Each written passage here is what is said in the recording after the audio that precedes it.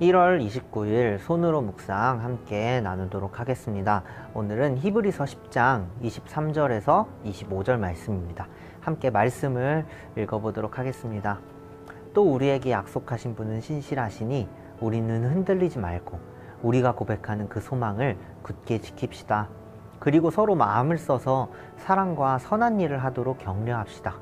어떤 사람들의 습관처럼 우리는 모이기를 그만하지 말고 서로 격려하여 그날이 가까워오는 것을 볼수록 더욱 힘써 모입시다. 아멘. 여러분 혹시 주변에 두려워하는 사람이 있나요? 만약에 뭔가 되게 겁나, 나 힘들어, 겁나 이런 사람이 있다면 그 사람에게 여러분 뭐라고 이야기를 해줄 수 있을까요?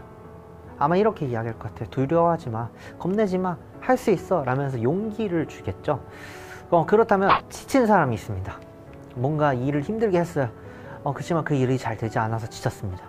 그렇게 지쳐있는 누군가에게 여러분 위로를 한다면 어떤 말로 위로할 수 있을까요? 아마 힘을 내, 가장 일반적으로 힘을 내, 할 수 있어, 다시 한번 해보자, 이런 말로 위로할 수 있겠죠. 지친 사람이 있기에 힘을 내라는 말을 하고 두려워하는 사람이 있기에 겁내지 말라는 말을 합니다. 오늘 말씀도요, 이런 말을 하는데요, 흔들리지 마 라는 말을 합니다. 그렇다면 어떤 사람이 있다는 말일까요? 흔들리는 사람이 있었다는 것이죠. 어떤 것에 흔들렸을까요? 말씀 보니까 약속하신 분은 신실하시니 라고 되어 있어요.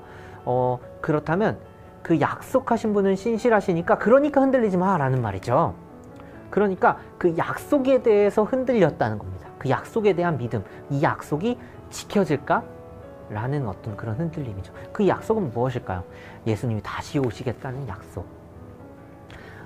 예수님이 이제 하늘로 승천하시고 다시 오시겠다고 하셨는데 시간이 지나도 오시질 않고 우리를 향한 믿음의 핍박들은 더욱 더해지고 어떻게 해야 될까? 그러니까 믿음이 점점 흔들리게 되는 것이죠. 이 믿음이 흔들린 이들이 어떤 지경까지 갔냐면요, 다음 절을 한번 보니까, 그 다다음 절을 보니까 어떤 사람들의 습관처럼 우리는 모이기를 그만하지 말고, 모이기를 그만하지 말라고 하는 이야기는 뭘까요? 거꾸로 또 반대로 생각해보면 모이기를 그만하는 사람들이 있었다는 것이죠. 모이기를 그만하는 사람들. 이 약속에 대해 소망이 무너진 사람들이 그랬던 것 같아요. 이제 모이는 것까지도 하지 않았던 것이죠. 잘 나오지 않았던 것이에요. 모임에. 사람마다 참 이렇게 힘들고 어려운 상황들, 소망에 힘들어가는 상황들이 있습니다. 그런데 히브리서의 저자는요, 이런 상황에서 방법으로 한 가지를 내었어요. 어떤 것이었냐면 서로를 격려하는 것이었습니다.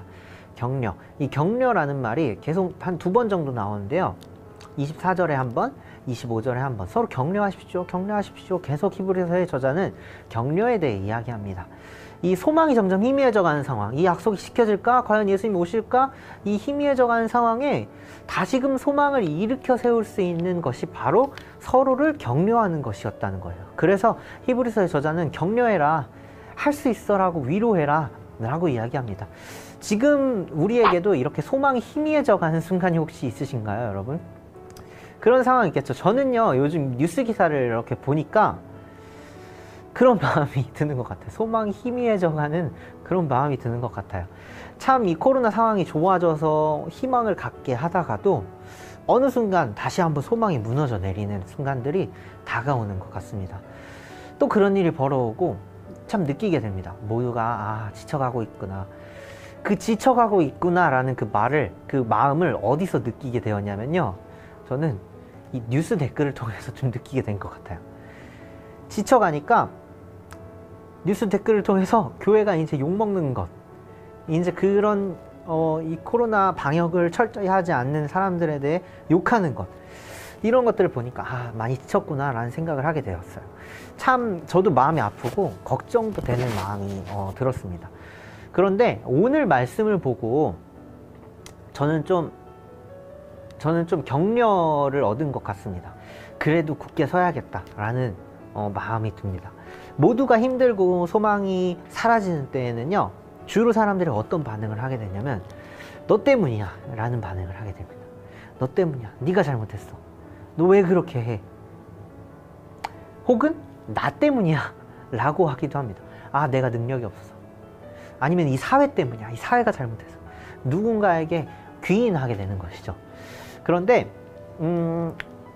저도 마치 그랬던 것 같습니다. 그 댓글들처럼요. 아, 왜 그럴까 하는 이 답답한 마음이 있었습니다.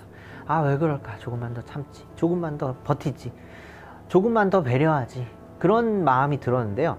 저도 오늘 말씀을 보고 마음을 달리 먹게 되었습니다. 아, 탓하기보다는 격려하는 내가 되어야겠다. 그런 언어를 쓰는 사람이 되어야겠다. 모두 힘든 상황에 힘내십시오.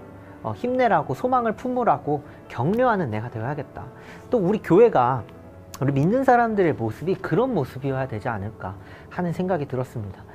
모두가 힘든 이때에 격려하는 그런 사람들로 우리가 서야 되지 않을까 하는 마음이 들었습니다. 여러분의 하루도요, 오늘 하루도 그렇게 누군가를 격려하는 하루였으면 좋겠습니다. 또 다 함께 만나서 이제 얼굴을 보고 만나며 이야기하지는 못하지만 온라인으로도 우리 서로 격려할 수 있잖아요. 카톡으로, 또 영상으로, 또 줌으로 서로 만나면서 격려하는 우리가 되었으면 좋겠습니다. 또 줌으로 겨울 수련회도 하고 성경학교도 하게 되었는데요. 온라인에서 여러분 많이 격려하는, 또 참여해 주시는, 그것이 많이 또 준비한 사람들에게 힘이 되거든요. 그런 여러분이 되었으면 좋겠습니다. 또 좋아요와 구독도 꼭 눌러주세요. 네, 감사합니다. 자, 우리 그렇게 모이기를 힘쓰는, 온라인으로도 모이기를 힘쓰는 여러분이 되기를 소망합니다. 함께 기도하겠습니다. 하나님, 참 힘든 때입니다. 그렇지만 우리가 누군가를 탓하기보다는, 좌절하기보다는 격려하고 다시 한번 소망을 품고 서로 일으켜주는 그러한 모습으로 살아가게 하시옵소서.